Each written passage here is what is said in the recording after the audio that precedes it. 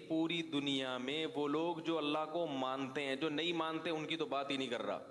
ہندو بھی اللہ کو مانتے ہیں، سکھ بھی اللہ کو مانتے ہیں، عیسائی بھی اللہ کو مانتے ہیں، یہودی بھی اللہ کو مانتے ہیں، بدھسٹ بھی اللہ کو مانتے ہیں، یہ پارسی بھی اللہ کو مانتے ہیں. یہ زیادہ تر تو مذہب اللہ کو مانتے ہیں نا. تو ان کے ہاں اللہ کو ماننے، اور لبرل جو مسلمانوں میں ہے وہ بھی اللہ کو بہرحال مانتے ہیں. مولویوں کو نہیں مانتے مگر اللہ کو مانتے ہیں. کہتے ہیں یہ مولوی درمیان سے نکالو، ڈائریکٹ اللہ کو مانتے ہیں، بس گاڈ ہے ٹھیک ہے. تو یہ اللہ کو اتنا مانتے ہیں کہ بس وہ ہماری ضرورتیں پوری کرنے کے لیے، اس کا کام ہے بارشیں برسانا، زمین سے تناور درخت پیدا کرنا، سوکھا چارہ کھلا کے گائے بھینسوں کے تھنوں سے دودھ نکالنا. ہے بھائی، ہم جب پیدا ہوئے تو ہمیں ماں کی نعمت دی، ماں کی چھاتیوں میں دودھ پیدا کیا، باپ کی محبت دی. جب بالغ ہوئے، جوان ہوئے تو اس نے ہمارے لیے جوڑے پیدا کیے جن سے ہم نے نکاح کیا، ہمیں اولادیں دیں، ہمیں بزنس دیا، کاروبار دیا. اللہ بہت بڑا ہے. آگے بھائی وہ اللہ کی کیا ڈیفینیشن، بس اتنا ہی ہے بھائی. اس سے آگے ہم اللہ کو معاذ اللہ فری کرانے کے لیے ان کی اپنی زبان میں بات کر رہا ہوں، اس سے زیادہ اللہ کو پروٹوکول دینے کے لیے تیار نہیں ہے. ہندو بھی مانتا ہے اللہ، عیسائی بھی مانتا ہے اللہ، اور جو تھوڑی بہت اللہ کی عبادت بھی کرتے ہیں نا وہ بھی اپنے مطلب کے لیے. بھائی ہندو لوگ مندر میں کیوں جاتے ہیں؟ بھگوان کی پوجا کرنے کے لیے نا. تو اس کا مقصد بھی کیا ہوتا ہے؟ کسی نے بتایا ہوتا ہے، پنڈت جی نے، یہ والا بھگوان تمہارا یہ والا کام کرے گا. آئی بات سمجھ؟ وہ کیا کرے گا؟ یہ والا کام. سیٹنگ ہو رہی ہے، شادی نہیں ہو پا رہی، تو وہ والے بھگوان کے پاس جاؤ، اس کو تربوز چڑھاؤ.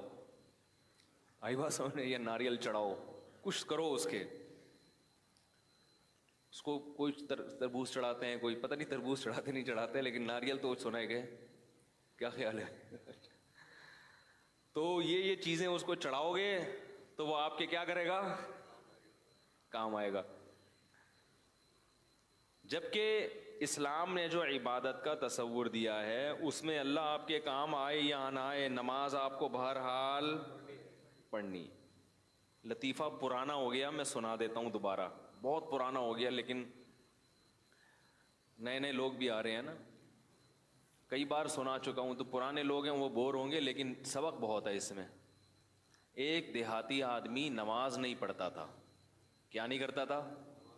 اسے مولوی صاحب نے کہا نماز پڑھا کر. اس نے کہا کہ اگر میں نماز پڑھوں گا نا تو میری گائے بھینسوں کی رکھوالی کون کرے گا؟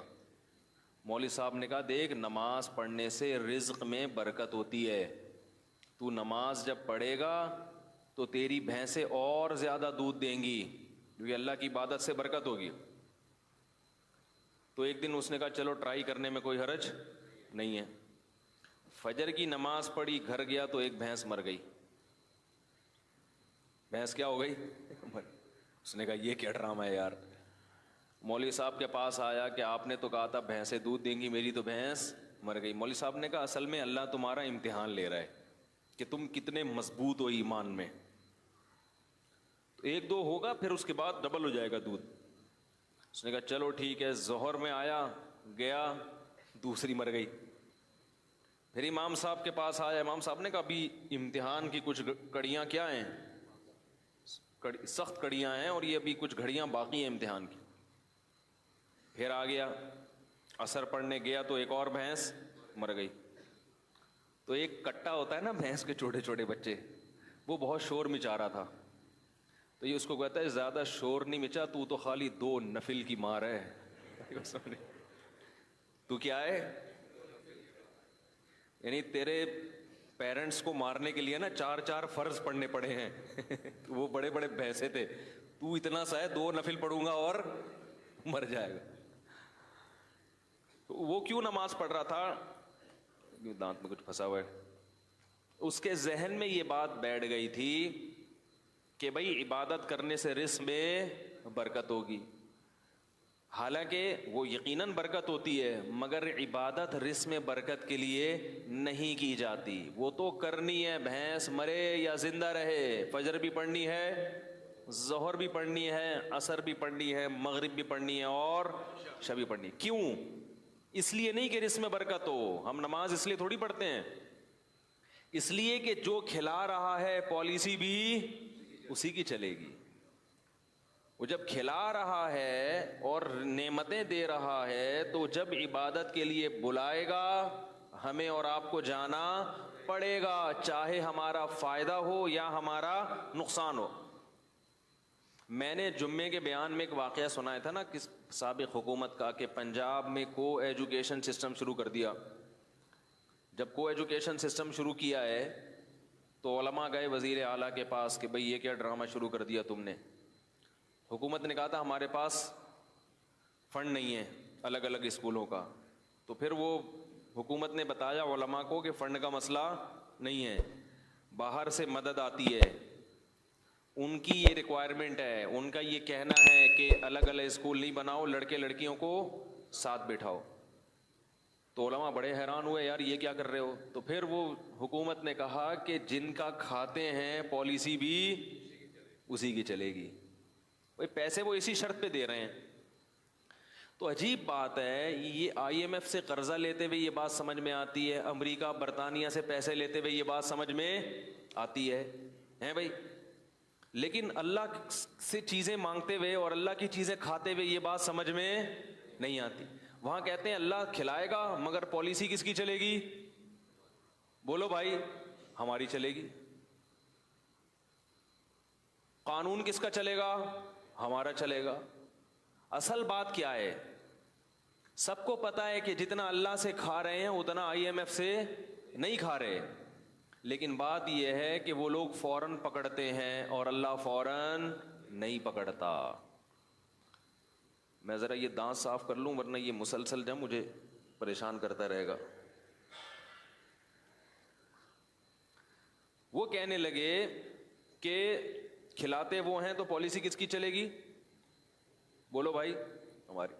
تو اللہ تعالیٰ کے کہ ہم کھاتے ہیں مگر اس کے احکام پر عمل نہیں کرتے, اس کی پالیسیوں کو فالو نہیں کرتے, اس کی وجہ یہ ہے کہ دنیا میں جب کسی سے آپ قرضہ لیتے ہیں تو وہ قرضہ روک لیتا ہے اگر اس کی پالیسیوں پہ آپ نہیں چلو گے. جبکہ اللہ کی عادت یہ ہے کہ قرآن میں اللہ نے فرمایا کلن نمد ہؤلاء وہؤلاء, ہم پالیسیوں کو فالو جو کر رہا ہے اس کو بھی کھلائیں گے اور جو نہیں فالو کر رہا اس کو بھی کھلائیں گے. وما کان عطاء ربک محظورا, تیرے رب کی عطا سے کوئی بھی دنیا میں محروم نہیں رہے گا, کیونکہ اگر اللہ نافرمان سے رزق کو روک لیتے تو دنیا میں پھر کوئی بھی نافرمان نہ ہوتا, پھر لوگ مجبور ہو کے اللہ کی عبادت کرتے, اور اللہ کو ایسی عبادت پسند نہیں ہے. بات آ رہی ہے سمجھ میں, اللہ کو ایسی عبادت نہیں پسند ہے. ایسی قربانی, یہ قربانی نہیں ہے نا, یہ قربانی ہے ہی نہیں. وہ تو آپ جب دیکھ لو سب کچھ, مشرکین یہ کہا کرتے تھے کہ ہمیں اللہ کا عذاب دکھائیں جس عذاب کا وعدہ کرتے ہیں. تو اللہ نے کیا فرمایا, اگر عذاب دیکھ لیں گے پھر ایمان لائیں گے تو وہ ایمان مقبول, بولو بھائی, نہیں ہو. عذاب دیکھنے کے بعد ایمان لاؤ گے تو پھر تو وہ تو سب کو تو وہ تو کہتے ہیں نا بھائی تمہارے تو اچھے بھی مانیں گے, پھر کیا خیال ہے بھائی, پھر تو سب مانیں گے, پھر تو ہندو بھی ایمان لائے گا, عیسائی بھی ایمان لائے گا, کیونکہ اپنے مفاد تو سب کو محبوب ہوتے ہیں. یہاں آزمائش ہے کہ غیب کے پردوں میں ڈال دیا اور اپنی نعمتوں کی بارشیں برسا دیں. آئی ایم ایف اتنا قرضہ نہیں دیتا جتنا ہمیں اللہ کھلاتا ہے فری میں. یہ پانی جو ٹنوں منوں آسمانوں سے برستا ہے, اتنا پانی اگر اللہ اس کا بل مانگنا شروع کر دے تو آئی ایم ایف کے بس میں بھی نہیں ہے کہ یہ اللہ کو اس کا بل پے کرے. ایک بادل جو چھوٹا سا ٹکڑا ہوتا ہے نا بادل کا, ٹنوں منوں وزن ہوتا ہے اس کے اندر ہزاروں پانی کے ٹینکر ہوتے ہیں جو ایک بادل کا چھوٹا سا ٹکڑا لے کے سفر کر رہا ہوتا ہے. یہ جو ہمیں آسمان پہ کالے بادل نظر آتے ہیں نا, چھوٹے چھوٹے ٹکڑے, یہ ہمیں چھوٹے لگتے ہیں, حقیقت میں یہ چھوٹے نہیں ہیں. ماہرین کہتے ہیں کہ بادل کا ایک ٹکڑا اگر ایک جگہ کھڑے ہو کر برسنا شروع کر دے پورے شہر کو تباہ کرنے کے لیے کافی ہے. یہ جو چھوٹے بادل کے ٹکڑے ہوتے ہیں کراچی کے اوپر سے گزرنے بارشوں میں، تو اگر یہ کھڑے ہو کے کراچی پہ برسنا شروع کر دیں کہ بھائی چلو اب یہیں پورے خالی ہو جاؤ، پورے خالی کہاں ہو جاؤ؟ ادھر ہی، تو ہم پورے بھر جائیں گے، پھر ہم تیر رہے ہوں گے، پھر تباہ ہو جائے گا سب کچھ۔ چھڑکاؤ ہے ہلکا ہلکا، یہ کیا ہے؟ ہلکا ہلکا۔ معصرات کہا ہے اللہ نے، نچڑنے والے بادل، تھوڑا تھوڑا نچڑتے ہوئے جا رہے ہوتے ہیں، ہلکا ہلکا چھڑکاؤ کرتے ہیں، اور ہوا ان کو دھکیل دیتی ہے کہ بس بہت ہو گیا، آگے نکلو آگے، ایک ہی جگہ پہ نہیں برس جانا، کیونکہ اتنا پانی ہے کہ یہ کراچی والے افورڈ نہیں کر پائیں گے، تباہ ہو جائیں گے یہ سب۔ وہ تھوڑا سا چھڑکاؤ میں ہی آپ دیکھو حال کیا ہوتا ہے۔ کیا خیال ہے؟ اسی میں لوگ تیرنا، کھارا در غائب ہو جاتا ہے، کھارا در اخبار میں آتا ہے پھر، ہے بھائی ایسا ہی ہوتا ہے نا کراچی میں، جب زیادہ بارشیں ہو جائیں، گلستان جوہر مارکیٹ سے شارٹ، ایسا ہی ہوتا ہے، وہ جو بھی نشیبی علاقے ہیں وہ بالکل ڈوب جاتے، اتنا پانی اتنے بڑے شہر میں برستا ہے۔ فَسَلَكَهُ يَنَابِيعَ فِي الْأَرْضِ، یہ رب کی سخاوت ہے جو جوش مارتی ہے۔ اور پھر اللہ فرماتے ہیں اس پانی کو ہم زمین پہ برسا کے زمین کو طاقت دیتے ہیں، وہاں سے چارہ پیدا ہوتا ہے، پھر زمین کی دراڑوں میں جہاں بھی زمین کو جگہ نظر، پانی کو جگہ نظر آتی ہے نا، سوراخ کہیں بھی، پانی اس میں داخل ہوتا ہے۔ پھر مٹی میں اللہ نے فلٹر لگائے ہوئے ہیں، وہ فلٹر پانی کو ایسا صاف کرتے ہیں جراثیم سے کہ ہزاروں سال بعد بھی مٹی سے پانی نکالو تو وہ آپ کو بالکل تازہ ملے گا پانی، اس میں ذرہ برابر بھی خرابی پیدا نہیں ہوگی۔ اور پھر اس پانی کو جب زمین میں داخل کرتے ہیں تو کرتے کرتے ایک جگہ جا کے اس کو بریک لگا دیتے ہیں کہ بھائی اس سے زیادہ نیچے مت جانا، کیونکہ انسان کے لیے اس کو زمین میں اسٹور کیا ہے، لہذا اتنا نیچے مت جانا کہ انسان کی دسترس سے باہر ہو جائے۔ تبھی ہم کنویں کھود کھود کے پانی، بولو بھائی، نکال رہے، جتنا نکالو اتنا اور آ جاتا ہے، اور آ جاتا ہے، اور آ جاتا ہے۔ یہ کیا ہے سب؟ KPK میں بعض زمینوں پہ گیا، وہاں ٹیوب ویلیں لگی ہوئی ہیں، پانی آ رہا ہے اور وہ کھیتیاں اس سے آباد ہو رہی ہیں۔ میں نے پوچھا یار یہ پانی تو میں تو 2 دن سے ہوں، 2 دن سے پانی نکلتا ہوا دیکھ رہا ہوں آپ، انہوں نے کہا آپ 2 دن سے، ہم 40 سال سے دیکھ رہے ہیں۔ 40 سال سے کیا ہو رہا ہے؟ ٹیوب ویل سے مسلسل پانی نکل رہا ہے۔ تو پھر اس کے ہمارے ابا دادا بھی بتاتے ہیں ہم جب پیدا ہوئے تھے تو یہ پانی نکل ہی رہا تھا، اتنا پانی زمین میں۔ اور صوبہ سرحد جو ہے KPK وہ اونچائی والی جگہ پہ ہے، وہ نشیبی جگہ پہ نہیں ہے، جتنا اونچائی پہ جائیں گے اتنا پانی زیادہ۔ عجیب بات ہے یا نہیں ہے؟ پانی کی تو صفت ہے نیچے جانا، لیکن کشمیر میں پانی زیادہ ہے اور کراچی میں کم ہے، حالانکہ کراچی سمندر کی سطح کے بالکل برابر ہے، لیکن سطح سمندر سے اوپر جا رہے ہیں تو پانی اور زیادہ ہوتا چلا جا رہا ہے۔ سوال پیدا ہوتا ہے پانی تو نیچے آتا ہے، اوپر تھوڑی جاتا ہے پانی، لیکن جتنی بلندی پہ، میں ایسے ایسی علاقوں میں گیا ہوں 7000 فٹ بلندی، آکسیجن نہیں ہوتی وہاں پہ، سانس لینے میں دشواری، مگر پانی کے چشمے پہاڑوں کی نوک سے پھوٹ رہے ہیں، کیونکہ وہ بھی زمین ہے وہاں، اس کو بھی اللہ نے کیا کرنا ہے؟ بولو بھائی، آباد کرنا ہے اللہ نے۔ پہاڑوں کے اوپر پانی جاتا ہے اور بالکل چوٹی سے نکل کے نیچے بہنا شروع ہوتا ہے، اسی وجہ سے اللہ نے کہا ہم نے زمین میں دریا اور چشمے جاری کر دیے۔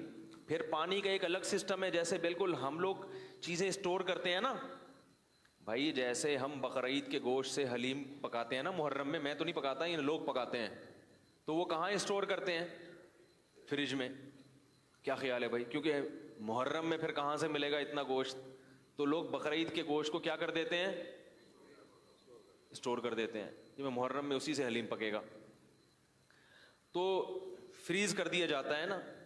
ایسے ہی گرمیوں میں پانی کی ضرورت زیادہ ہوتی ہے، تو اللہ تعالیٰ کیا کرتے ہیں کہ جو ٹھنڈے علاقے ہیں وہاں پانی کو برف کی شکل میں اسٹور کر دیتے ہیں۔ نہیں آ رہی میرا خیال ہے؟ قرآن نے اس کا بھی تذکرہ کیا کہ آسمان سے برف نازل ہوتی ہے، وہ برف کے بڑے بڑے پہاڑ وہ سب کیا ہے؟ قدرتی فریج ہے جس میں کوئی ڈور نہیں ہے، دروازہ نہیں ہے، کوئی بجلی نہیں دینی پڑ رہی اس کو. وہ اللہ تعالیٰ آسمان سے ہی برف بنا کے اس کو زمین پہ، بولو نا بھائی، نازل کر کے بڑے بڑے تودے گلیشیئر بنا دیتے ہیں. وہ گلیشیئر اسٹور ہو جاتے ہیں، بالکل صاف ستھرا پانی ہوتا ہے، وہ ایک دم نیٹ کلین پانی، صاف ستھرا.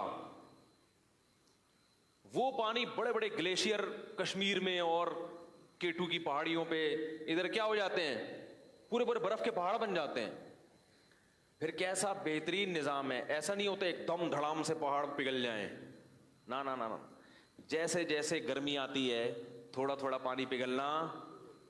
وہ پانی پگھل کے پہلے چھوٹی چھوٹے چشموں میں، پھر نہروں میں، پھر بڑے بڑے دریاؤں میں، پوری دنیا کو سیراب کرتا ہوا کہاں سے چلتا ہے اور کدھر سمندر میں آ کے، بولو بھائی، گرتا ہے. پھر وہ یہ سب کو سیراب کرتا ہوا ہے، کیونکہ اللہ کو پتا ہے پوری دنیا کو آباد کرنا ہے میں نے. سب کو سیراب کرتا ہوا وہ سر، جانور بھی پی رہے ہیں، انسان بھی پی رہے ہیں، کپڑے بھی دھل رہے ہیں، ڈبکیاں بھی لگ رہی ہیں، اس میں مچھلیاں بھی پیدا ہو رہی ہیں، ان مچھلیوں کو خوراک بھی مل رہی ہے، شکار بھی ہو رہا ہے، اور اس سے جو جنگلات ہیں ان کو بھی پانی مل رہا ہے. پھر اس سے جناب گندم کی کھیتیاں بھی سیراب ہو رہی ہے. سندھ کے پورے باغات انہی نہروں سے، تو وہ جو آ رہی ہیں وہاں سے، انہی نہروں کو کاٹ کاٹ کے پورے پورے باغات کو سیراب کیا جاتا ہے. وہ پانی ہوتے ہوتے ہوتے ہوتے سمندر میں آ کے گرتا ہے. پھر سورج اس پانی کو پکاتا ہے، سمندر کے پانی کو دوبارہ پکاتا ہے. پھر وہ میٹھا پانی دوبارہ بادلوں میں جاتا ہے. پھر وہ منو ٹن بھرے ہوئے بادل، اللہ ہوا کو کہتے ہیں چل بھائی واپس چل، جہاں سے آیا تھا ادھر واپس. پھر وہ وہاں جا کے برسے گا. کچھ تو لیکوڈ مائع کی شکل میں برسے گا، اور کچھ برف بن کے جو بہہ جائے گا، اور پھر برف بن کے آہستہ آہستہ پگھلتا رہے گا. اللہ تعالیٰ پوری دنیا کو آدم علیہ السلام کے زمانے سے پانی پلاتے چلے آ رہے ہیں. یہ پانی کم ہونے کا نام نہیں لے رہا. اتنا زبردست سسٹم ہے نا بارش کا. ایک سائنسدان نے کہا ہے کہ یہ جو بارش کا نظام ہے نا، یہ اتنا پیچیدہ اور اتنا دلچسپ نظام ہے کہ یہ نظام خود بخود وجود میں نہیں آ سکتا. یہ غیر مسلم کے الفاظ ہیں.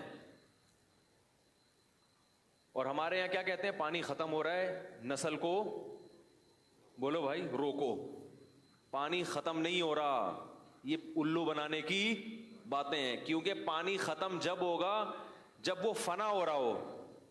پانی ایک حالت سے دوسری حالت میں تبدیل ہو کے بالآخر کہاں جاتا ہے؟ سمندر میں، پھر دریا. وہ سارا سائیکل ہو رہا ہے، یہ پورا چکر ہے، یہ ضائع ہوتا ہی نہیں ہے.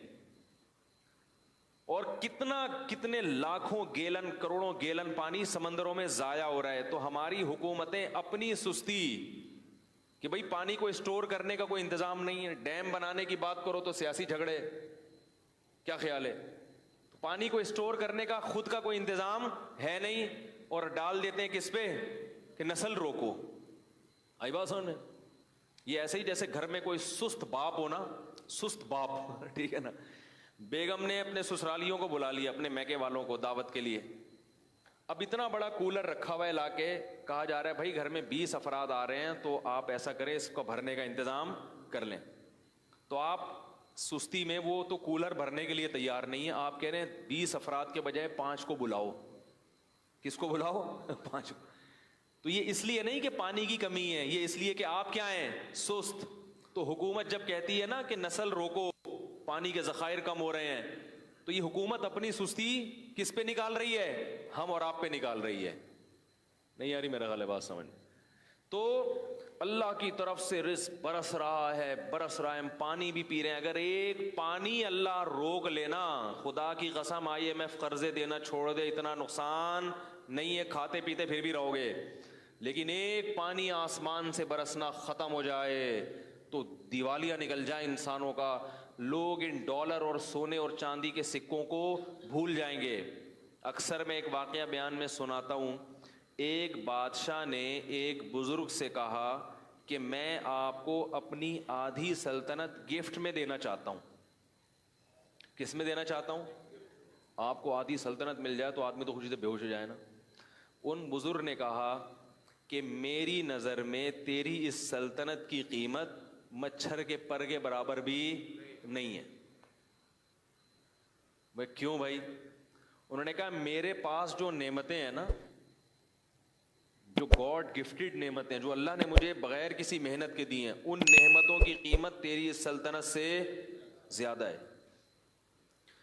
बादशाह बड़ा हैरान हुआ, यार ये देखने में तो फकीर सा लगता है, कपड़े भी देखो फटे पुराने, और इसके पास इतनी दौलत और इतना कुछ, इसके पास सरमाया पता नहीं कहाँ छुपा के रखा हुआ है इसने, जो मेरी प्रॉपर्टी से भी ज्यादा है। तो बादशाह ने बुला लिया।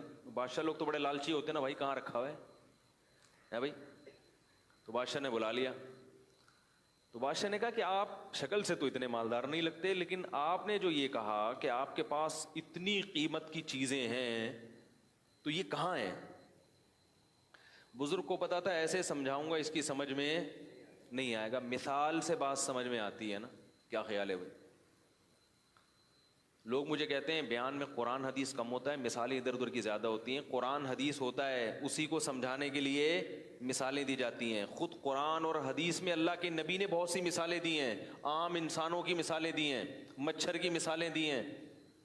तो मिसाल जिसको एग्जाम्पल कहते हैं, वो बात को समझाने के लिए, तो अपनी बात समझाने के लिए नहीं, कुरान और सुन्नत ही समझाने के लिए। वरना कुरान तो पढ़ लें आप, सभी पढ़ते हैं, उसको डिफाइन करना ये मुश्किल काम होता है कि ये किस तरह से लोगों के दिमाग में ये बात उतर जाए। खुद नबी ने भी बहुत सी मिसालें दी हैं, अपनी बात को समझाने के लिए नबी क्या दे रहे हैं? मिसालें। हालांकि आप बात कह के खामोशी इख्तियार कर लेते, लेकिन आपको मालूम था कि मैं अपनी बात समझाने के लिए भी क्या दूंगा? मिसाल दूंगा, तो बात समझ में आएगी। तो इसी वजह से शायर लोग कहते हैं ना, मिसाल जो सुलझी हुई चीज़ है उसको क्या कहते हैं? शायर ने कहा ना, ख्वाबों की तरह था ना ख्यालों की तरह था, वो शख्स रियाजी के सवालों की तरह था, उलझा हुआ ऐसा कि कभी खुल नहीं पाया, सुलझा हुआ ऐसा कि मिसालों की तरह था। ये शायरों के बावले होने की एक मिसाल है। ये जो मैंने शेर पढ़ा है ना, ये बैठ के कलाबे मिलाते रहते हैं। शायर, सारे शायर बावले नहीं होते, जहन में रखें। एक शायर अपनी महबूबा के बारे में कह रहे हैं कि पता नहीं क्या ड्रामा है, समझ में नहीं आ रहा समझ में आ ही नहीं रही है। तो कह रहे ख्वाबों की तरह था ना ख्यालों की तरह था, वो शख्स रियाजी के, जैसे रियाजी के पेचीदा सवाल होते हैं ना, इस किस्म की चीज है भाई। वो बैलेंस भी डाल दिया है भाई ठीक है, सारे खर्चे भी पूरे कर दिए।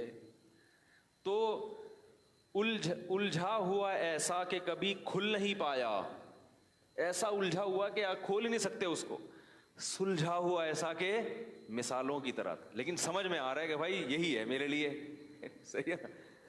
जब जान छुड़ाने की बात करो तो ऐसा सुलझा हुआ कि भाई इसमें क्या खराबी है।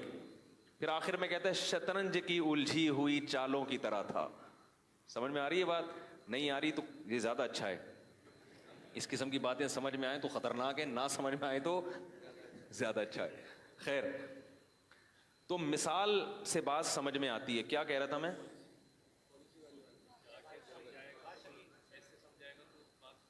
अबे वो मिसाल देने लगा था, वो जहन से नहीं। अबे वालिद की पॉलिसी तो बहुत पुरानी हो गई। बादशाह, हाँ, तो उन बुजुर्ग ने बादशाह को मिसाल से समझाया। वो बादशाह बुजुर्ग से कह रहा था ना कि भाई कि कौन सी चीज़ है, तो उन बुजुर्ग ने बादशाह से कहा कि बादशाह सलामत, एक मिसाल है, और मिसाल अक्सर फर्जी होती हैं। इनको लोग कहते हैं फर्जी किस्से सुना रहा है, तो फर्जी भी होती है कि फ़र्ज़ कर लो थोड़ी देर के लिए, तो क्या होगा। तो उन्होंने कहा कि बुजुर्ग ने कि फ़र्ज़ करो बादशाह सलामत, आपको प्यास लग रही है, एक प्याला पानी आपके पास रखा हुआ है, लेकिन आपको एक बीमारी लग गई कि वो पानी जब आप पीते हैं तो उल्टी होके निकल आता है।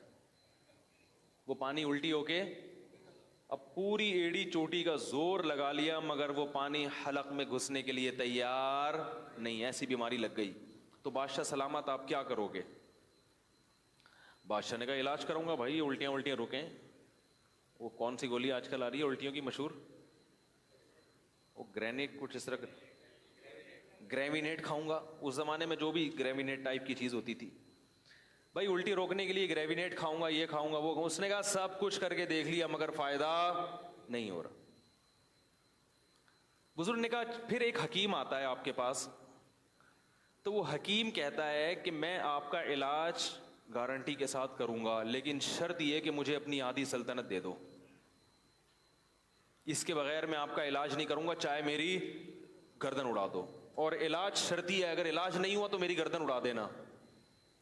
بادشاہوں کا کام تو پہلے یہی ہوتا تھا, یہ ہو گیا تو گردن اڑا دو, نہیں تو سمجھ رہے ہیں. تو بادشاہ نے کہا بھائی اگر اس قسم کا حکیم آئے گا اور مجھ سے آدھی سلطنت مانگے گا, تو بزرگ نے کہا اپنی آدھی سلطنت دے دو گے؟ بادشاہ نے کہا دینی پڑے گی بھائی, کیونکہ اس سلطنت کا میں کیا کروں گا کہ پانی حلق میں, بولو نا یار, اتر ہی نہیں رہا, کیا کرنا ہے اسی سلطنت, مر جائیں گے ویسی پیاس سے, اور تڑپ تڑپ کے مریں گے. اس نے کہا چلو جی, آپ نے آدھی سلطنت اس کو دی, اور اس نے کوئی ایسی دوا کھلائی, اب وہ پیالہ آپ کے حلق میں اتر گیا. اب اگلا پروسیس کیا ہے, پیشاب بن کے نکل جائے. اب وہ وہاں رک گیا, پیشاب بند ہو گیا, اب وہ پانی پیشاب بن کے نکلتا نہیں. اب کیا کرو گے؟ بادشاہ نے کہا بھائی علاج کریں گے, کیا خیال ہے, پتھری وتھری ہے, کیا چکر ہے بھائی؟ تو کہا علاج کر کر کے تھک گئے مگر وہ پیشاب نہیں نکل رہا, تو کیا کرو گے؟ وہی حکیم آیا اور کہنے لگا کہ آدھی بقیہ بھی دو گے تو کیا کروں گا, دوا کھلاؤں گا اور یہ پیشاب نکل جائے گا. بادشاہ نے کہا بھائی کیا کرتا, پیشاب سے تو مر جائے گا نا تکلیف سے انسان, یہ عذاب سے مرنے سے بہتر ہے کہ آپ غریب ہو کے زندہ رہ لے آدمی. بادشاہ نے کہا اپنی آدھی سلطنت بھی اس کو دے دوں گا. بزرگ نے کہا یہ ہے تیری سلطنت کی اوقات, ایک پیالہ پانی اور ایک پیالہ پیشاب, اس کے برابر ہے تیری سلطنت. میرا رب مجھے روزانہ درجنوں گلاس پانی پلاتا ہے فری میں, اور پیشاب بنا کے نکال دیتا ہے فری میں.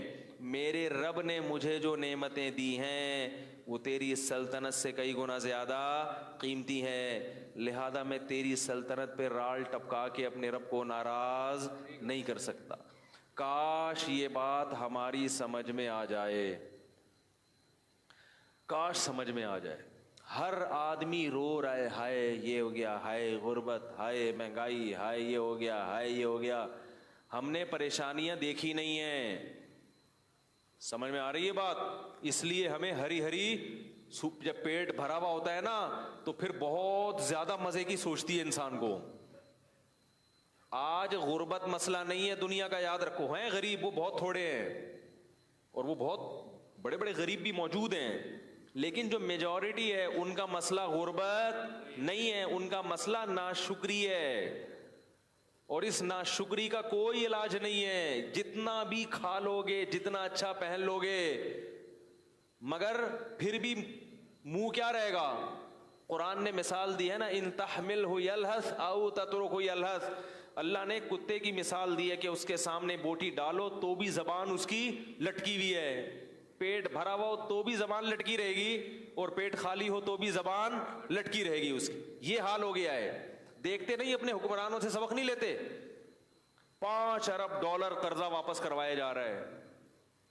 باتیں ہو رہی ہیں واللہ عالم ہے یا نہیں, لیکن اگر یہ سچ ہے تو یہ کم ہے. 5 ارب ڈالر یعنی سوچنے میں آتا ہی نہیں ہے کہ کتنا ہوگا. ارے 1 ارب پتہ ہے کتنا ہوتا ہے یعنی شروع کرو تو 100,000 سے 1 لاکھ, 100 لاکھ سے 1 کروڑ, 100 کروڑ سے 1 ارب, پھر اس کو ڈالر سے ضرب دے دو, پھر وہ کتنے, 100 ڈالر, 100 ارب ڈالر. میرے بھائی ہم اور آپ تصور, لیکن ایسے لوگ بھی چاہتے ہیں کہ ہم دوبارہ آئیں اور مزید پیسہ.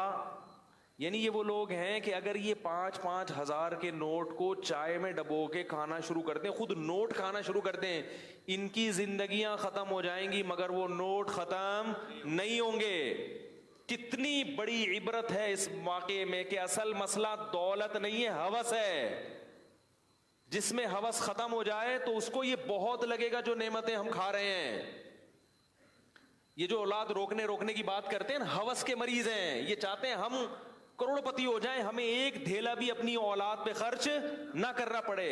और जिसको समझ में आ गया कि राज़िक अल्लाह है और जो रिस्क हमें मिल रहा है बहुत है, वो मेरे भाई दर्जन बच्चों पर भी परेशान, बोलो भाई, नहीं होगा। वो नहीं होगा परेशान, वो उस पर भी खुश होगा। तो ये जो हमारी बातें हैं ना, ये जब समझ में आएंगी, जब दुनिया को क्या समझेंगे, मुसाफिर खाना, और अल्लाह की नेमतों की कदर करेंगे। ये दिमाग में बिठा लें कि हम में से हर शख्स को अल्लाह ने बहुत से भी ज्यादा दिया है। अल्लाह मेरे शेख की मगफिरत फरमाए, आखिर उम्र में बीमार हो गए थे, 78 साल की उम्र में बहुत शदीद बीमार हो गए। ऐसे बीमार हो गए कि बस लग रहा था कि अब इनकी मौत वाक़ई हो जाएगी। हजरत का चेहरा बहुत खिला रहता था। जो हजरत से को मिले हैं ना, हमारे शेख के साथ रहे हैं, बड़े बुजुर्ग थे, उनका चेहरे पे बड़ी रौनक थी, हर वक्त खुश रहते थे। गम सिर्फ एक आखिरत का था, उनको चेहरे पे सुर्खी थी उनके। बड़ा अल्लाह ने उनको चेहरा भी नूरानी दिया और अमाल तो ऐसे कि गुनाह का तसव्वुर भी नहीं कर सकते थे वो, इतने तकवा उनका मशहूर था। 60 साल गुर्बत में गुजारे उन्होंने। कितने? और ऐसी गुर्बत कि अंडा खरीदने के पैसे, बोलो भाई, नहीं थे। ये वाकया हजरत जब सुनाते थे तो फरमाते थे, मुझे डर लगता है कहीं ये वाकया बयान करने से नाशुक्री ना हो जाए, कि अल्लाह ये ना कहे कि तू गरीब तो था नहीं तो अपनी गुर्बत बयान क्यों कर रहा है। फरमाते थे इसलिए बयान कर रहा हूँ ताकि आप लोगों को इबरत हो कि मैं 2 वक्त की जो रोटी मिलती थी दाल के साथ, उसको अल्लाह की बहुत बड़ी नेमत समझता था। जाती घर का तो तसव्वुर भी नहीं कर सकते थे वो। उनकी अहलिया बीमार हुई, डॉक्टर के पास ले गए। डॉक्टर ने कहा इनको फल फ्रूट की जरूरत है। क्या खिलाऊं? बोलो भाई, फल फ्रूट। हजरत फरमाते हैं मेरी जेब में फलों के पैसे नहीं थे। समझ में आ रही है बात?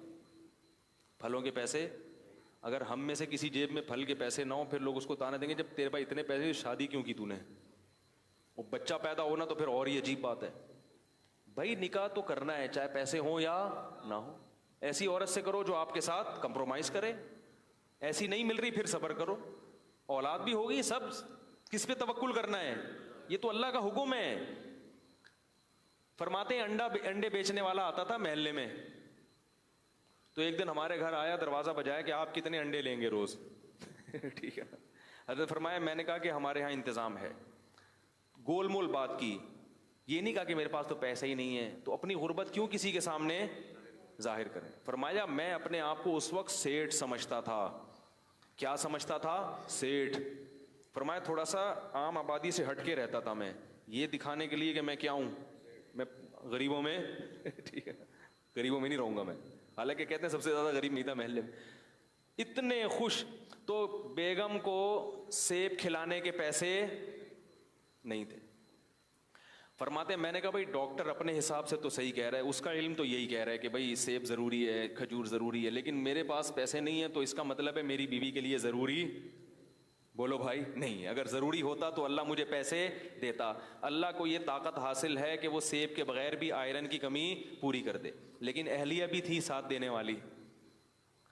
कोई और होती गरेबान पकड़ दी, जब तेरे पास पैसे नहीं थे तो रिश्ता लेने आया क्यों था? जब तेरे पास सेब के पैसे नहीं थे हैं, तो उन्होंने भी तवक्कुल किया, भाई मेरे मियाँ का जो कुछ है वो मुझसे छुपाते।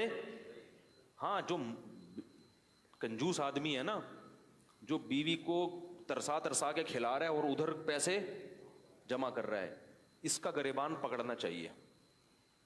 समझ में आ रही? इसको तो कूटना भी चाहिए, क्योंकि ऐसे भी कंजूस दुनिया में हैं, खुद बाहर बर्गर भी खा रहे हैं और मज़े उड़ा रहे हैं, और बीवी को चाय में डबो के पापे खिला रहे हैं, कह रहे हैं नबी की बीवियों ने भी इस पे क्या किया था, गुजारा। अल्लाह पे तवक्कुल करो, अल्लाह बहुत बड़ा है। इसको तबीयत से क्या करना चाहिए? कूटना चाहिए। मैं उसकी बात कर रहा हूँ जो कोशिश भी करता हो फिर भी रिस्क के दरवाजे ना खुलते हों। वो तो अल्लाह की तरफ से है ना, वो तो अल्लाह की तरफ से। तो हजरत अपनी अहलिया की बहुत तारीफ करते थे। फरमाते अल्लाह ने मुझे ऐसी बीवी दी है कि मुझे जन्नत की हूर भी उसके मुकाबले में पसंद नहीं आएगी, ऐसे साफ कहते थे। کہہ رہے اللہ نے مجھے ایسی بیوی دی ہے. کیسا انہوں نے حضرت کے ساتھ کیا کیا؟ کمپرومائز کیا. حضرت فرماتے ہیں ہمیں تو پیسے ہی نہیں تھے, صبح ایک روٹی کھاتے تھے اور شام کو ایک روٹی دال کے ساتھ. کہا ایک دن ہمارے گھر میں مہمان آئے, وہ کہنے لگے یار جب بھی آپ کے گھر آؤ دال ہی پکی ہوتی ہے. ٹھیک ہے نا. حضرت فرماتے ہیں اس کے بتانے سے ہماری توجہ اس طرف گئی کہ ہم کئی دنوں سے دال کھا رہے ہیں, ورنہ ہمارا ذہن بھی کبھی اس طرف نہیں گئی. اور فرماتے تھے یہ جو میں آپ کو واقعہ بتا رہا ہوں یہ صرف آپ کو سبق دلانے کے لیے. فرماتے ہیں اس حالت میں یہ نہیں سمجھتا تھا میں غریب ہوں, اور اب بھی یہ نہیں سمجھتا تھا کہ میں غریب تھا, کیونکہ اللہ نے مجھے 2 وقت کی روٹی دی عزت کے ساتھ, رات کو سر چھپانے کے لیے جگہ دی, اور ایک ایسی بیوی دے دی جو میرے ساتھ اس معاملے میں خوش ہے. تو فرمایا کہ بس اللہ نے پوری دنیا کی دولت سمیٹ کے مجھے دے دی, میں یہ سمجھتا تھا. خوش تھے. تو کہتے ہیں کہ ڈاکٹر نے کہا سیب کھلایا, ہمارے پاس سیب کے پیسے نہیں تھے. تو فرماتے ہیں کہ ہم نے کہا بھائی ڈاکٹر اپنی لحاظ سے صحیح کہہ رہا ہے, اگر اللہ ہمیں دیتا تو آئرن کی کمی پوری کر دیتے, نہیں دیا اللہ ویسے ہی پوری کر دے گا کمی. اولاد بھی ہوتی رہی, حضرت بھی نسل روکنے کے قائل بولو بھائی نہیں تھے, اور ہسپتالوں کے قائل بھی, ہسپتال میں پیسے ہی نہیں تھے حضرت کے پاس. سب حضرت کی اولادیں ماشاءاللہ جوان ہیں, اللہ نے کثرت سے اولاد بھی دی, سب بچے پل بھی گئے, باہر ملکوں میں چلے گئے, اعلیٰ تعلیم بھی حاصل ہو گئی. حضرت کا انتقال ہو گیا, مگر پیرانی صاحبہ جو ہماری ہیں حضرت کی اہلیہ, وہ اب بھی الحمدللہ زندہ ہیں. 90 سال سے اوپر شاید ان کی عمر ہو گئی ہو. نہیں آ رہی میرا خیال ہے بات. تو یہودیوں کی طرح کیلکولیشن کرتے رہو گے تو دنیا میں نہ سکون ملے گا, خود بھی پریشان رہو گے اور دوسروں کو بھی کیا کرو گے؟ پریشان کرو. تو حضرت کا انتقال ہو گیا, مگر اب بھی بڑی اچھی صحت والی زندگی گزاری. اور حضرت کا بھی انتقال کمزوری سے نہیں ہوا یہ تھا حضرت کو شوگر کی بیماری ہو گئی تھی جو بڑھاپے میں ہو ہی جاتی ہے, لیکن حضرت اس پہ آمادہ تھے کہ بھائی اب مجھے دنیا سے جانے دو, میں میری عمر بہت ہو گئی ہے, اب مجھے زندہ رہنے کا شوق, بولو نا بھائی. حضرت فرماتے جب میری عمر 63 سال ہوئی نا تو پھر مجھے زندہ رہتے ہوئے شرم آنے لگی کہ 63 سال میں نبی دنیا سے چلے گئے, اب تم کیوں زندہ ہو بھائی. تو وہ شرما شرمی میں 78 سال کے ہو گئے. ٹھیک ہے نا, کیونکہ دنیا کو مسافر خانہ سمجھتے تھے نا, کہ بھائی جانا تو ہے, اب 60 سال ہو 70 ہو کتنا ٹھہرے. حضرت فرماتے تھے کہ ہمارے جب بچوں کے بچے ہو جائیں نا تو مجھے ذہن میں آتا تھا اب نئی گاڑی آ گئی ہے, پرانی گاڑی کیا کرے گی؟ پلیٹ فارم خالی کرے. یاد رکھو آپ کے گھر میں جو بزرگ ہیں ان پہ یہ فارمولہ اپلائی کرنا نہ شروع کر دیں کہیں جا کے, کہ آج ہم نے سنا ہے کہ 63 سال کے بعد انسان کو شرم آنی چاہیے, آپ تو 70 کے ہو گئے. یہ مطلب ہرگز نہیں ہے. ان کو یہ کہو کہ اللہ کرے آپ 100 سال جئیں. یہ ہم اپنے لیے بتا رہے ہیں, دوسرے کے بارے میں یہی کرنا ہے کہ اللہ ان کو, ہم لوگ نہیں کہتے تھے حضرت آپ 63 کے ہو گئے تو آپ کو جانا چاہیے, ہم یہ کہتے تھے آپ 100 سال سے پہلے بولو بھائی نہ جائے, بلکہ ہماری عمر بھی آپ کو لگ جائے. وہ ان کے اپنا ذوق یہ ہے, جو چاہنے والے ہوتے ہیں نا وہ کبھی بھی نہیں چاہتے کہ ہمارا جو جس سے ہم محبت کرتے ہیں وہ دنیا سے جائے. اس کی محبت کا تقاضا ہے کہ وہ کہے کہ آپ زندہ رہیں, آپ کی عمر ابھی اتنی نہیں ہوئی جانے والی. ہم حضرت سے کہتے تھے لوگ 100 سال میں جاتے ہیں, آپ 78 میں ایسی باتیں کر رہے ہیں, 63 میں ایسی باتیں کر رہے ہیں. تو جس کو محبت ہوتی ہے نا وہ اسی حساب سے سوچتا ہے. ایک شخص نے حضرت کو خط لکھا کہ حضرت مجھے ڈر ہے اگر آپ مر گئے تو میرا کیا ہوگا. حضرت فرمایا یہ کیوں نہیں سوچ رہے اگر میں مر گیا تو میرا کیا ہوگا. شیخ کے مرنے کے خیالات آ رہے ہیں. ٹھیک ہے, محبت کا تقاضا یہ ہے کہ آپ اپنے مرنے کا تصور کریں, جس سے محبت ہے اس کے بارے میں کہیں انشاءاللہ آپ نہیں مریں گے. کیا خیال ہے بھائی. تو میں جو اصل واقعہ بتا رہا تھا, تو جب حضرت کی پھر 60 سال کے بعد حضرت کے پاس پیسہ آیا ہے. سمجھ میں آ رہی ہے بات. 60 سال کے بعد کیا ہوا؟ رزق کے دروازے کھل گئے. جب اللہ نے غریب رکھا اس وقت بھی خوش, جب پیسہ دیا تو بھی خوش. پھر پیسہ خرچ کیا جائیدادیں بنانے میں, بولو بھائی, کوئی مکان اپنے لیے نہیں بنایا. فرمایا تمہارا مال وہ ہے جو حدیث میں آتا ہے نا, کھا کے ختم کر دو, پہن کے پرانا کر دو. پھر جو حضرت کی پگڑی تھی, ٹھیک ٹھاک مہنگی پگڑی تھی, گھڑی اچھی خاصی مہنگی پلاٹینم کی گھڑی تھی, گاڑی ایسی کہ ہٹو بچوں میں نے اب تک کسی کے پاس وہ گاڑی, بولو بھائی, نہیں. اتنی بڑی گاڑی تھی، کویت کا شہزادہ اس سے حضرت نے گاڑی خریدی تھی. شاید میں غلط بیانی سے کام لے رہا ہوں بھائی، جھوٹ تو نہیں بول رہا نا ممبر پہ بیٹھ کے. اور فرماتے ہیں جب میں پیٹرول پمپ پہ جاتا تھا تو ٹینکی فل کراتا تھا. یہ نہیں کہ 500 روپے کا گاڑی میں اتنی بڑی گاڑی رکھی ہوئی ہے 50 روپے کا پیٹرول ڈال دو پھر جب ختم ہوگا تو نیا ڈالیں. بھائی جب تم نے ہی چلانی ہے تو بھر دو اس کو. اس پہ بھی جان لوگوں کی کیا ہو رہی ہوتی ہے، جل رہی ہوتی ہے. یار ٹینکی بھرنے ایسا نہ ہو کہیں گر جائے ضائع ہو جائے کوئی. او بھائی جب تم نے ہی چلانی ہے تو بار بار پیٹرول پمپ کی ٹینشن سے بہتر نہیں ایک دفعہ فل بھر دو اس کو. یہاں بھی بچا رہے ہیں پیسہ. حضرت فرماتے ہیں جب میں لائن میں کھڑا ہوتا تھا نا پیٹرول پمپ تو وہ ٹینکی بھرنے میں کافی ٹائم لگتا تھا. لوگ مڑ مڑ کے دیکھتے تھے اس مولوی کو دیکھو اور اس کی گاڑی کی ٹینکی کو دیکھو. نہیں آ رہی میرا خیال ہے. خوراک پھر ایسی رکھی، پھر صرف سیب نہیں، اب تو سیب کے پیسے نہیں تھے نا، جب نہیں تھے تو بھائی اللہ اسی میں، جب پیسے آ گئے تو پھر جو حضرت کا ناشتہ تھا وہ آج شاید وزیر اعظم کا بھی نہیں ہو. بالکل ایسی ڈائٹ تھی جو بالکل صحت کے لحاظ سے مناسب. اس میں بادام تھے ناشتے میں، بوائل ہاف بوائل انڈا تھا، سیب تھا. وہ سیب جب یہاں ختم ہوتے تو ٹورنٹو سے منگواتے تھے. یعنی اگر پاکستان میں سیب کا موسم نہیں ہے تو دنیا میں جہاں ہے وہاں سے کیا کرو، منگواؤ. سیب کھانا ہے. اس پہ پیسہ کیا ہو رہا ہے؟ میں تبھی تو بیان میں بار بار کہتا ہوں گھر بنانے کے بجائے پہلے ان چیزوں کی فکر کرو، اس کے بعد گھر کب بھی بنا لو اگر پیسہ اللہ نے بہت دیا ہے. اسی وجہ سے حضرت کی فٹنس ایسی تھی، اتنی عمر میں بھی کہیں سے بڑھاپا نظر نہیں آتا تھا. ایسے خوبصورت جوان جب چلتے تھے نا لوگ کہتے، کھڑے ہوتے تھے لوگ کہتے سنوبر کا درخت کھڑا ہوا ہے، ایسا قد تھا ان کا. چال ایسی خوبصورت تھی، آواز میں ماشاءاللہ جان تھی، صحت تھی. تو یہ جب حضرت کو بیماری ہوئی نا شوگر، پتہ نہیں چلا. تو ان کی انتقال اس لیے ہوا کہ یہ شوگر ٹریس نہیں ہو پائی. سمجھ رہے ہیں؟ پتہ ہی نہیں چلا کہ شوگر، اگر بیماری ٹریس ہو جاتی تو پھر 100 سال بھی جیتے وہ. لیکن بہرحال اللہ کی طرف سے موت ہے، کبھی اسی طرح موت آنی مقدر ہوتی ہے کہ بھئی بیماری ٹریس ہی نہیں ہو پاتی. لیکن ان کو شوگر تھی تو وہ میٹھا بھی اسی جو ان کی خوراک کا، میٹھا زیادہ کھاتے بھی نہیں تھے وہ، لیکن جتنا کھا رہے تھے وہ بھی کھا رہے تھے. شوگر کا کوئی علاج کی وہ نہیں تھی، علاج ہی نہیں ہوا اس کا.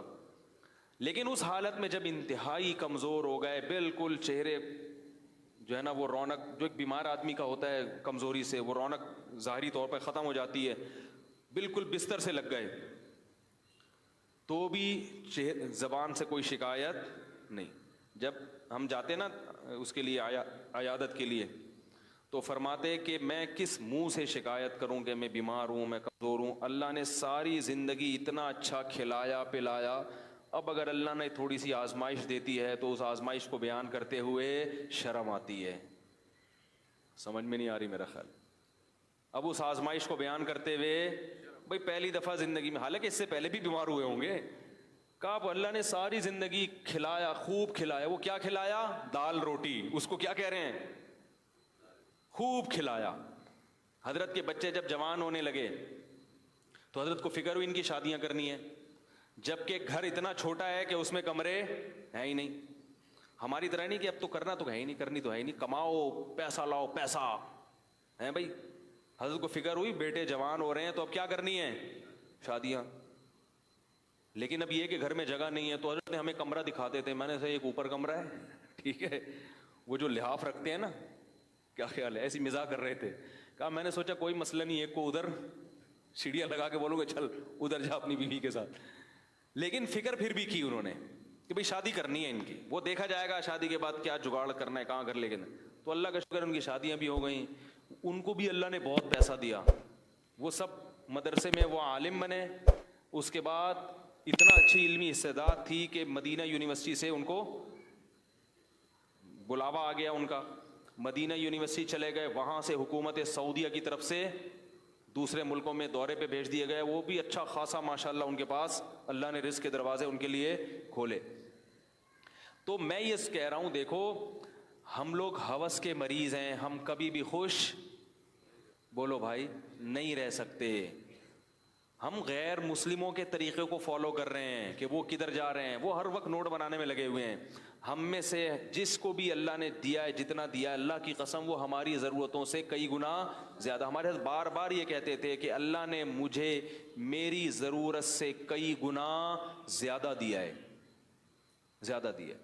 پھر جب بہت پیسہ آیا حضرت کے پاس تو اپنے لیے پھر بھی نہیں بنایا گھر, پھر بھی کہا میں کیا بر کروں گا گھر بنا کے, لیکن اپنی اہلیہ کے لیے ایک فلیٹ بولو بھائی خرید لیا, کیونکہ میرے مرنے کے بعد ان کے لیے کوئی انتظام ہو جائے.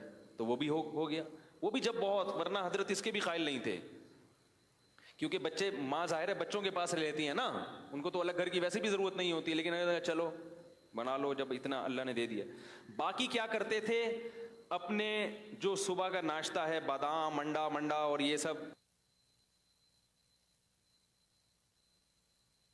ایک دن ہم گئے تو ٹکا کھا رہے تھے, ٹھیک ہے نا, اچھی خوراک کھاتے تھے. تو جب شہد استعمال کرتے تھے, دودھ پیتے تھے, چائے کے قریب بھی نہیں پٹکتے تھے, کبھی بھی چائے نہیں. پان تو زہر تھا, حضرت کے سامنے کوئی پان کھا کے دکھا دے بس اس کی خیر نہیں ہے, کیونکہ انتہائی صفائی پسند تھے.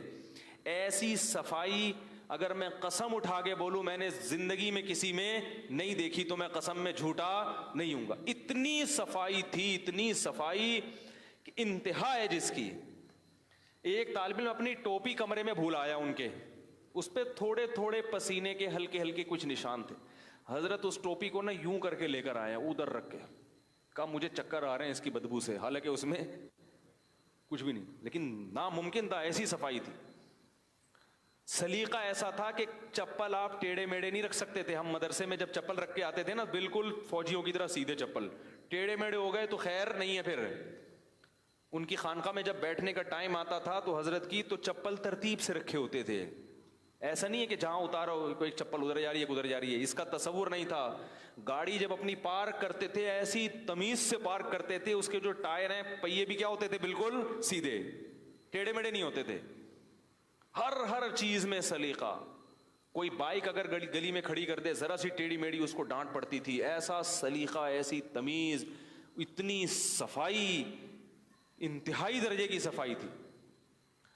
تو میرے بھائی ہمارا سب سے بڑا مسئلہ کیا ہے, ہوس. ہمارا مسئلہ غربت نہیں ہے. ہم میں سے ہر شخص کو اللہ اس کی ضرورت سے کروڑہا گنا زائد ہے. اتنا جب حضرت کو آیا نا, پھر بھی حضرت کہتے ہیں مسافر خانہ ہے, نکلنا ہے یہاں سے, جانا ہے یہاں سے. کسی نے حضرت کو فون کر کے پوچھا کہ آپ سعودیہ عمرہ کرنے گئے تھے, ابھی آپ کہاں ہیں؟ تو حضرت فرمایا میں ناظم آباد کے مسافر خانے میں بیٹھا ہوا ہوں. پھر اس نے 3 دن بعد فون کیا کہ حضرت آپ کہاں ہیں ابھی؟ انہوں نے کہا ناظم آباد کے مسافر خانے میں. اس نے کہا 3 دن ناظم آباد میں جب آپ کا ذاتی گھر موجود ہے تو 3 دن سے آپ مسافر خانے میں کیوں ہیں؟ حضرت نے فرمایا ذاتی گھر کسی کا نہیں ہوتا, جو گھر اللہ نے دنیا میں دیا ہے وہ کیا ہے, مسافر خانہ ہے. تھوڑے دنوں میں یہاں سے جانا ہے, اور واقعی تھوڑے دنوں میں وہاں سے چلے گئے. ہمارے ایک رشتے دار آئے, انہوں نے دیکھا کہ یار یہ ایسی ایکٹیویٹیز ہیں, تو وہ اپنا گھر ذاتی بنا رہے تھے. انہوں نے کہا یار یہ لوگ تو اتنا پیسہ ہو کے بھی جو ہے نا کوئی فکر ہی نہیں ہے گھر بنانے کی, اور ہم ابھی سے کیا کر رہے ہیں, ٹینشن لے رہے ہیں. بڑے حیران ہوتے تھے. اور پھر یہ بتا دوں میں, جو آخری بات حضرت سے متعلق کر کے پھر اس موضوع کو سمیٹتا ہوں, ناشتے پہ خرچ کرتے تھے, لباس پہ, خوراک پہ ٹائٹ خاندانی, اور ان چیزوں پہ خرچ کرنے کے بعد جو بچے پھر دیکھتے نہیں تھے کتنا ہے, کوئی اکاؤنٹ وکاؤنٹ نہیں تھا بینک میں, سارا فی سبیل اللہ, بولو بھائی صدقہ. ایسے دیکھا ہم نے حضرت کے سامنے نوٹوں کی اتنی یہاں سے یہاں تک گڈیاں رکھی ہوئی ہیں, اتنی گڈیاں. حضرت فرماتے تھے یہ میری ذاتی ملکیت میں ہیں چند لمحوں کے لیے بس, اور ابھی یہ کیا ہونے والی ہیں. حضرت کے گھر میں ایک ڈراس تھی, اس میں صدقے کی رقمیں ہوتی تھیں. فرمایا یہ اس میں کیا ہونے والی ہے,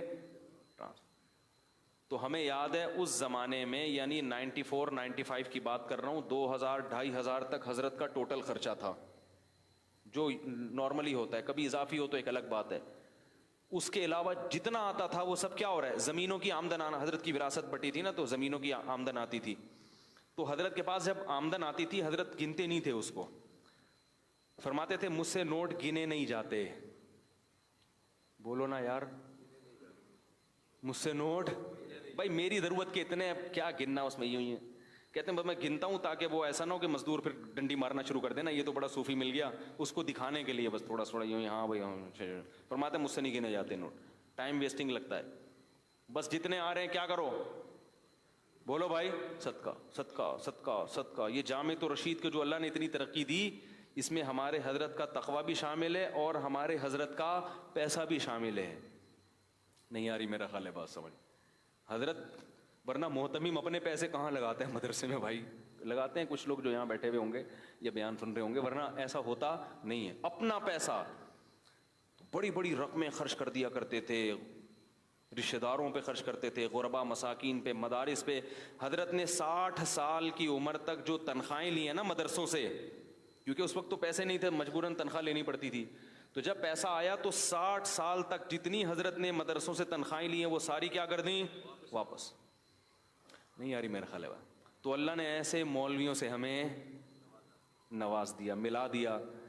تو پھر ہمیں پتہ چلا یار کوئی اوریجنل مولوی تو بڑا خاندانی. اس کا مطلب یہ نہیں کہ اپنے مسجد کے اماموں سے آپ نفرت شروع کر دیں، سب اتنے تقوی کے معیار پہ نہیں ہوتے. اپنے سے ہر ایک کو اچھا ہی سمجھا کریں. یا آپ سمجھیں یار میرے امام صاحب تو اس دن چندہ مانگ رہے تھے مجھ سے ہیں، تو ایسا نہیں ہے. اپنے امام سے محبت کیا کریں جیسا بھی ہو، کیونکہ جیسے ہمیں ویسے ہمیں امام بھی اسی ٹائپ کا ملے گا. یہ تو بڑے بڑے بزرگ لوگ ہیں جو ویسے ہی شارٹ چل رہے ہیں، ٹھیک ہے نا، تو ایسے ہی توڑے ہی رہتے ہیں ہمیشہ ہر دور میں. اور ہمارے جتنے بھی دیوبند کے اکابر قریب میں گزرے ہیں نا، ان میں تقریباً سب میں اسی قسم کا تقوی ہے. تقوی تھا بھی اور اب بھی ہے. اب بھی ہیں ایسے لوگ میرے علم میں، ایسے علماء جو سخاوت کا دریا ہیں، ایسے اللہ کی راہ میں اڑاتے ہیں، ایسے اڑاتے ہیں آپ دیکھ کے حیران ہو جاؤ کہ ان کو ڈر نہیں لگتا کہ کل فاقے نہ آ جائیں. تو مجھے وہ حدیث یاد آتی ہے، انفق یا بلال ولا تخش من ذی العرش اقلال. نبی نے حضرت بلال سے کہا ہے بلال اللہ کی راہ میں خرچ کر اور عرش والے سے فقر کا خوف مت کر. تو اللہ کے لیے کر رہا ہے، اللہ تجھے فقر و فاقہ میں نہیں ڈالے گا. مگر علماء نے کہا یہ اس کے لیے جس میں توکل بہت ہو، کیونکہ بعض دفعہ اللہ کی طرح سے آزمائش آتی ہے تو وہ بھینس والا قصہ بھی ہو جاتا ہے بعض دفعہ، ٹھیک ہے نا. پتہ چلا آپ نے صدقہ کیا، اب پیسے ہی نہیں ہیں، تو اب کاروبار میں انویسٹمنٹ جتنی تھی وہ ساری غریبوں کو کھلا دی، اب بیٹھے ہوئے ہیں. تو آزمائشیں بھی آتی ہیں. تو جو آزمائشوں کو برداشت کر سکتا ہے اس کے لیے تو اتنا تقوی ہے. نارمل آدمی کو ایسا حکم نہیں ہے. نارمل کو یہ ہے کہ بھائی اتنا انویسٹ کرو، اتنا لگاؤ. کتنا انویسٹ کرو اس کا ایک فارمولہ بتا دیتا ہوں. علماء کہتے ہیں آپ کی جو تنخواہ ہے نا، 1 سال کی تنخواہ آپ اسٹور کر لیں پہلے سے ایڈوانس میں، تاکہ آج اگر جاب چلی گئی تو 1 سال تک آپ کے جاب تلاش کرنے کا آپ کو موقع ملے، اور اس دوران آپ کیا کریں، بولو بھائی خاص. مثال 1 لاکھ اگر کسی کی تنخواہ ہے تو 12 لاکھ وہ جمع کر کے اسلامی بینک میں یا کہیں بھی کوئی پلاٹ لے کے ڈال دے. سمجھ میں آ رہی ہے بات؟ تاکہ اگر آج جاب کبھی چلی بھی جاتی ہے نا تو پھر لوگوں کے سامنے ہاتھ پھیلانے نہ پڑیں، اور پھر کم میں گزارا بھی نہیں ہوتا نا. جب 1 لاکھ کا عادی ہو گیا تو 50 میں گزارا بھی نہیں ہوگا. عادت خراب ہو جاتی ہے نا. اپنی نہیں ہو تو بیگم بچے ماریں گے پکڑ کے، بولیں گے وہ برگر کھلا رہا تھا ابھی پاپے پہ لے آیا ہمیں، وہ نہیں کھائیں گے پھر. تو 1 سال کا کیا کر لو، اسٹور، یعنی پہلے سے محفوظ کر لو. اتنا توکل، یعنی اتنا توکل بھی اس زمانے میں ٹھیک نہیں ہے کہ بالکل 1 روپیہ بھی نہ جمع کرو. اور علماء کہتے ہیں 1 سال سے زیادہ جمع کرنا یہ توکل کے خلاف ہے. اس کا مطلب سارا اپنا ہی پہ نظر ہے، اللہ پہ نظر بالکل بھی نہیں ہے. تو اعتدال کا راستہ یہی ہے، 1 سال کی تنخواہ، اور یہ پھر جتنی آ رہی ہے نا اسے بچاؤ نہیں، پھر کھاؤ بھی اور کھلاؤ بھی. صدقات و خیرات بھی کرو، خود بھی کھاؤ، دیسی گھی میں پراٹھے بنا کے کھاؤ، دیسی گھی میں کھانا بنا کے کھاؤ. یہ نہ بولا کرو پیسے ہی نہیں ہیں. بیان کرنا آسان ہے دیسی گھی پر، اور دیسی گھی کے مشورے دینا آسان ہے، جب خرید کے لاؤ تو پتہ چلتا ہے. میں جن لوگوں کو مشورے دیتا ہوں نا دیسی گھی کے، ان کے 1-1 کروڑ کے پلاٹ ہیں بیریا ٹاؤن میں. نہیں آ رہی آسان ہے. اور میرا ایک بالش کا بھی پلاٹ، پھر بھی میں کوشش کرتا ہوں اچھے آئل میں کھانا پکا کے کھاؤں. میں کئی دفعہ جوڑیا بازار میں رنگے ہاتھوں پکڑا گیا ہوں. جوڑیا بازار میں کبھی تلوں کا تیل نکلوا رہا ہوں، کبھی سرسوں کا نکلوا رہا ہوں. لوگ کہتے ہیں کیا کر رہے ہو بھائی؟ میں نے کہا بھائی گھر میں آئل کیسا ہونا چاہیے؟ اچھا ہونا چاہیے. کیا خیال ہے؟ کوکنگ آئل کون سا ہونا چاہیے؟ کسی بھی حکیم سے پوچھو، سب سے بہترین کوکنگ آئل تلوں کا تیل ہے. سمجھ رہے ہو؟ جنرل کا نالج کے لیے بتا، نالج یا نہیں کا نالج تو ایسی کہتے. یہ میں اس لیے بتاتا ہوں، دیکھو میرے پاس ایک میڈیا ہے نا، تو اس کے ذریعے بات پوری دنیا تک پھیل جاتی ہے. تو اپنا تجربہ شیئر کرنا چاہیے نا، تو خیر کی بات ہے، لاکھوں ملین لوگوں تک پہنچ جائے گی. کوکنگ آئل میں آج کل جو حکیم لوگ کا تجربہ ہے, کچھ ڈاکٹروں کا بھی, وہ کہتے ہیں سب سے بہترین کوکنگ آئل کون سا ہے؟ تل خریدیں اور اپنے سامنے تیل نکلوائیں, سمجھ رہے ہو, پھر اس میں کھانا پکا کے کھائیں. تو وہ کیلشیم بہت ہے اس میں, ہڈیاں مضبوط ہوں گی, کینسر کے خلاف جسم میں مدافعات پیدا کرتا ہے. بچوں کو جو بستر پہ پیشاب نکل جاتا ہے نا بچوں کا, ان کو تل کھلایا جاتا ہے, تو وہ تیل کھلائیں گے تو بچوں کا مثانہ بھی کیا ہوگا؟ مضبوط ہوگا. یہ پیشاب نکلنے کی بیماری بھی بچوں کی ختم ہوگی, مگر مہنگا پڑے گا. تو پلاٹ خریدنے سے بہتر ہے اس باڈی کے پلاٹ کو کیا کرو, اس کی فکر کرو. پہلے فش کھایا کرو, بازار سے جاؤ 20 کلو مچھلی اٹھا کے لے آؤ گھر میں, اگر اللہ نے پیسے دیے ہیں. نہیں دیے تو پھر حضرت والا سوچا کرو, صحیح ہے نا. جو ہمارے حضرت سوچتے تھے بھائی اللہ نے دیے ہوتے تو اللہ, مچھلی ضرورت ہوتی تو اللہ پیسے بھی دے دیتا.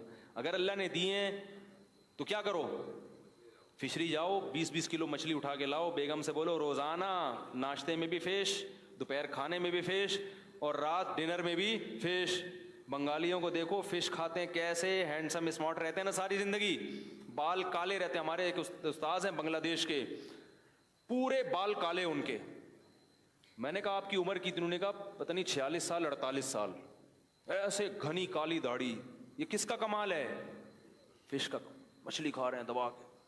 ہمارے ہاں مچھلی ڈاکٹر کے مشورے پر ہفتے میں 1 دن, کیونکہ دوبارہ خریدتے ہوئے جان نکلتی ہے, یار مچھلی کیسے خریدیں, یار مچھلی کیسے. تو بھائی یہ قدرتی چیزیں, ان پہ پیسہ خرچ کرو اللہ کے بندو. شہد کھاؤ, کیا کھاؤ؟ ٹھیک ہے شہد کھاؤ. تو کہاں سے کہاں بات چلی گئی. تو جہنمی جب قیامت کے دن اللہ ان سے کہے گا جہنمیوں سے, تو وہ جواب میں کیا کہیں گے؟ ما نزل اللہ, بولو بھائی, من شیء, اللہ نے آسمان سے کچھ بھی نازل نہیں کیا. لہذا ہر آدمی اللہ کا کھا تو رہا ہے پالیسی بھی. میں یہاں سے بات آئی نا کہ اللہ اتنا کھلا رہے ہیں, شہد بھی دے رہے ہیں جو اللہ نے نعمتیں دی ہیں, پھل فروٹ بھی دے رہے ہیں, تلوں کا تیل بھی دے رہے ہیں, صحیح ہے نا, سرسوں کا تیل بھی دے رہے ہیں, زیتون کا تیل بھی ہے, کوکنگ آئل الگ ہے, اور ویسے چمچے سے پینے والا الگ آئل آ رہا ہے, اور غریبوں کو ڈالڈا بھی دے رہے ہیں. نہ ہونے سے تو بہرحال, ویسے تو وہ بتاؤں نہ ہی کھاؤ تو اچھا ہے. ڈالڈا کی بات نہیں کر رہا ہوں تو کمپنی میرے اوپر کیس نہ کر دے. کوئی بھی تیل, کوئی بھی جو آرٹیفیشل تیل آ رہے ہیں نا آج کل, پتہ نہیں کیا کہ ایک ڈاکٹر نے بتایا بلیچ ڈال کے تو اس کو صاف کر رہے ہیں. پتہ نہیں وہ ڈاکٹر چھوڑ رہے تھے یا صحیح کہہ رہے تھے, وہ اللہ ہی بہتر جانتا ہے. لیکن ایک ڈاکٹر نے بتایا باقاعدہ تو کہ اس کو صاف کرنے کا جو پروسیس ہے وہ بڑا خطرناک ہے. تو خیر اتنی نعمتیں اللہ کھلا رہا ہے, پلا رہا ہے, مگر ہم کہتے ہیں پالیسی اللہ کی نہیں چلے گی, بلکہ ہم کہتے ہیں اللہ نے آسمان سے کچھ اپنے بندوں کے لیے نازل کیا ہی نہیں ہے. تو جیسے میرے بھائی, ابا کی اگر گھر میں نہیں چلے گی تو ابا سے پیسے نکالتے رہو اور ابا کی سنو مت, تو ایک دن ابا کو غصہ آئے گا اور ابا گھر چھوڑ کے بھاگ جائے گا, بولے گا بھائی دے بل. ٹھیک ہے نا, دو خود ہی دو. جب ایک دھیلے کی میری بات نہیں مانتے تو میں کس بات پہ خرچ کروں. تو اسی طرح میرے بھائی اللہ بھی چھوڑ کے چلا جائے گا, لیکن اللہ دنیا میں نہیں چھوڑتا. اللہ نے قرآن میں کہہ دیا لا تحسبن اللہ غافلا عما يعمل الظالمون, ظالمین جو کچھ کر رہے ہیں اللہ کو اس سے غافل مت سمجھو. انما یؤخرهم لیوم تشخص فیہ الابصار, ہم ایک دن کے لیے مہلت دے رہے ہیں جس میں آنکھیں کھلی کی کھلی رہ جائیں گی, پھٹی کی پھٹی رہ جائیں گی. ایسی وحشت ہوگی, مہطعین مقنعی رؤوسہم لا یرتد الیہم طرفہم, خوف کی وجہ سے انسان پلک نہیں جھپک سکے گا. ایسا خوف کا دن آنے والا ہے اور دل صبر سے خالی ہو جائیں گے. ایسے وحشتناک دن کے لیے اللہ نے ظالموں کو مہلت دی ہوئی ہے, اور پھر سزا تھوڑی نہیں ہے, سزا بہت زیادہ رکھی اللہ نے. اس لیے میرے بھائی خوش قسمت آدمی وہ ہے جو جہنم میں جانے سے پہلے اللہ کی ان آیات پر یقین کر لے اور ان آیات پر عمل کرنا شروع کر دے. وہ آیت کیا ہے؟ ہم یہ ایمان لاتے ہیں کہ اللہ تو نے آسمان سے اپنے بندوں کے لیے قانون نازل کیا ہے, اور ہم اس قانون کو فالو اس لیے نہیں نازل کیا کہ اس کو فالو نہ کیا جائے. آج کل لوگ پتہ کیا کہتے ہیں, لوگ کہتے ہیں نہیں مسئلہ مفتی صاحب سے پوچھو, کہہ رہے ہیں مولویوں کے چکر میں پڑھنے کی ضرورت, لوگ کہتے ہیں نا بھائی ان مولویوں کے چکر میں پڑھنے کی ضرورت نہیں ہے, مفتیوں سے پوچھنے کی ضرورت نہیں. میں کسی مولوی شولوی کو, پنجاب میں کہتے ہیں میں کسی مولوی شولوی کو نہیں مانتا, کراچی میں کہتے ہیں میں کسی مولوی وولوی کو, اردو میں جو ہے نا جہاں اردو رائج ہے وہ کھانا وانا ہوتا ہے, اور پنجاب میں کھانا شانا ہوتا ہے. روٹی شوٹی کھاؤ, یہ ہم کیا کہتے ہیں روٹی ووٹی کھا لو بھائی, پنجاب والے کیا کہتے ہیں روٹی شوٹی کھاؤ. کھانا شانا کھا کے تو وہ کیا ہے, کھانا شانا کھا کے تو مٹی شٹی پا کے, کچھ اس طرح کر کے الفاظ کہتے ہیں, وہ پورے یاد نہیں آ رہے. تو لوگ کہتے ہیں مولوی شولویوں کے چکر میں پڑھنے کی ضرورت نہیں ہے. نہ پڑھو مولویوں شولویوں کے چکر میں بھائی, لیکن اللہ کو قیامت میں جواب دے دینا کہ اللہ تو نے آسمان سے کچھ نازل کیا تھا تو پتہ نہیں کہاں تھا. مولویوں کے شولویوں کے چکر میں تو میں پڑھا نہیں, تو میں نے پھر فنکاروں سے پوچھا کہ بھائی اللہ نے جو آسمان سے قانون نازل کیا وہ کدھر ہے. مولویوں کو نہیں پتا ہوگا تو اداکار بتائیں گے تمہیں؟ بولو نا بھائی. اللہ کا قانون جس کو ہمیں فالو کرنا ہے وہ اگر مولوی نہیں بتائیں گے تو کون بتائے گا؟ وہ کھلاڑیوں سے پوچھیں یا حکمرانوں سے پوچھیں, وہ تو مولوی ہی بتائیں گے نا. رہا مسئلہ کہ مولوی تو غلط ہوتے ہیں, تو بھائی اگر غلط ہوتے ہیں صحیح بھی کیا ہوتے ہیں؟ علاج کس سے کراؤ گے؟ ڈاکٹروں سے کراؤ گے نا. اگر کہو ڈاکٹر غلط ہوتے ہیں تو بھائی صحیح بھی کون ہوتے ہیں؟ ڈاکٹر ہی ہوتے ہیں. علاج کرانے میں ڈاکٹر ہی کی رائے کا اعتبار ہوگا. اگر 2 نمبر ڈاکٹر ہیں تو پھر 1 نمبر ڈاکٹر ہی کو تلاش کرو گے. یہ نہیں ہوگا کہ چونکہ 2 نمبر ڈاکٹر ہیں لہذا میں علاج انجینئر سے کرواؤں گا. میں کس سے کرواؤں گا؟